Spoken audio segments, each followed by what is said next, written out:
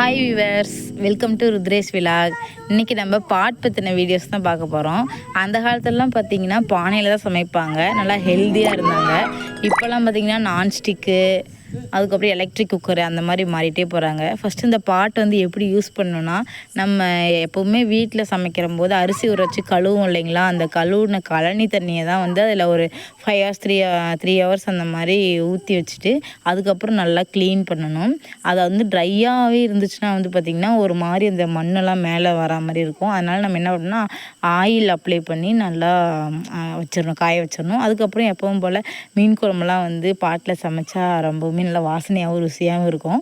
சீக்கிரமாக கெட்டு போகுது. குழம்புலாம் பார்த்திங்கன்னா கொஞ்சம் தண்ணியாக இருந்தால் கூட அந்த தண்ணி கொஞ்சம் நான் அந்த பாட்டு வந்து தண்ணியெல்லாம் உறிஞ்சிக்கிறதுனால கொஞ்சம் நல்லா திக்காக நல்லா டேஸ்ட்டாக இருக்கும். இதில் வந்து நிறைய மினரல்ஸும் நம்ம உடம்புக்கு வந்து கிடைக்கும்.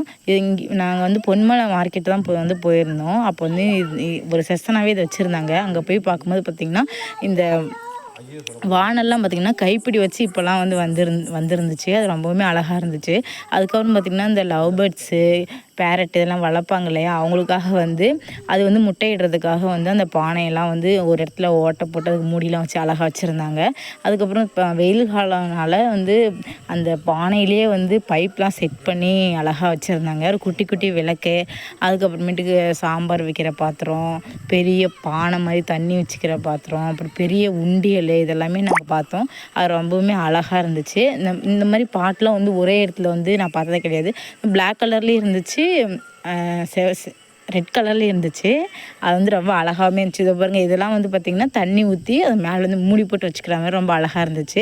இந்த அடுப்பெல்லாம் பார்த்திங்கன்னா நல்லாவே இருந்துச்சு. சின்ன அடுப்பு, 2 அடுப்பு இந்த மாதிரிலாம் இருந்துச்சு. இந்த பாருங்கள், இந்த ஹோல்லாம் இருக்குது இல்லைங்களா, இதுதான் வந்து நம்ம வந்து பேர்ட்ஸ்லாம் வளர்க்கும்போது இது வந்து வச்சுக்கலாம். இதுக்குள்ளே வந்து முட்டையிட்டு அது வந்து குஞ்சு பொரிக்கும். அதனால் இது வந்து யூஸ் பண்ணிக்கலாம். இந்த குட்டிலாம் பார்த்திங்கன்னா இந்த பேபிஸ் விளையாடுறதுக்கு அந்த மாதிரிலாம் வந்து இருந்துச்சு. ரொம்ப அழகாக இருந்துச்சு. இந்த இதாங்க உண்டியல், இவ்வளோ பெரிய உண்டியல் இருக்குது பாருங்கள். முன்னாடிலாம் வந்து பேங்க்லாம் அவ்வளோவா இல்லை இல்லைங்க, வீட்டில் தான் வந்து எல்லாருமே என்ன பண்ணுவாங்கன்னா மணி வந்து சேவ் பண்ணி வைப்பாங்க. இப்போ 1000 ருபீஸ் வந்து ஒரு மந்த்துக்கு சேலரி வருதுன்னா அதில் வந்து 250 ருபீஸ் அந்த மாதிரி வந்து கொஞ்சம் எடுத்து சேவிங்ஸ்க்காக வச்சுப்பாங்க.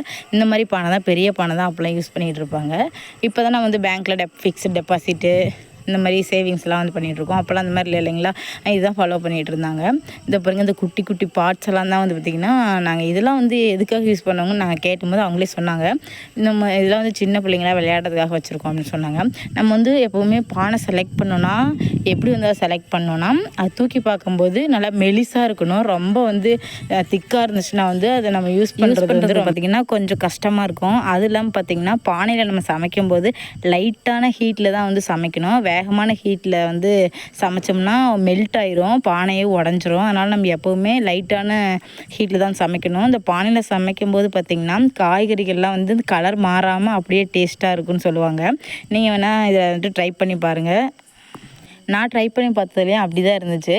இல்லை என்ன ஒரு விஷயம்னா, நம்ம ஹெல்த்தியாக சாப்பிட்ணும் அப்படின்னு ஆசைப்படுறவங்க தான் வந்து இதை வந்து ஃபாலோ பண்ணலாம். ஏன்னு கேட்டிங்கன்னா, பானையில் சமைக்கும் போது பார்த்திங்கன்னா கொஞ்சம் டைம் வந்து ரொம்ப ஆகும்.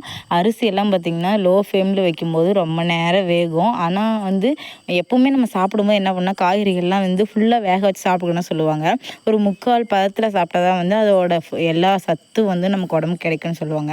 அதனால் இந்த பானை யூஸ் பண்ணுறது வந்து ரொம்ப பெனிஃபிட்டாக இருக்கும் நமக்கு. இந்த வீடியோ உங்களுக்கு பிடிச்சிருந்துச்சுன்னா லைக் பண்ணுங்கள், share Rudresh vlog channel subscribe பண்ணுங்கள். உங்கள் சப்போர்ட் இருந்தால் தான் நெக்ஸ்ட் வீடியோ போடுறதுக்கு எனக்கு வந்து ஒரு ஆர்வமாக இருக்கும். தேங்க்யூ ஃபார் வாட்சிங். பாய்.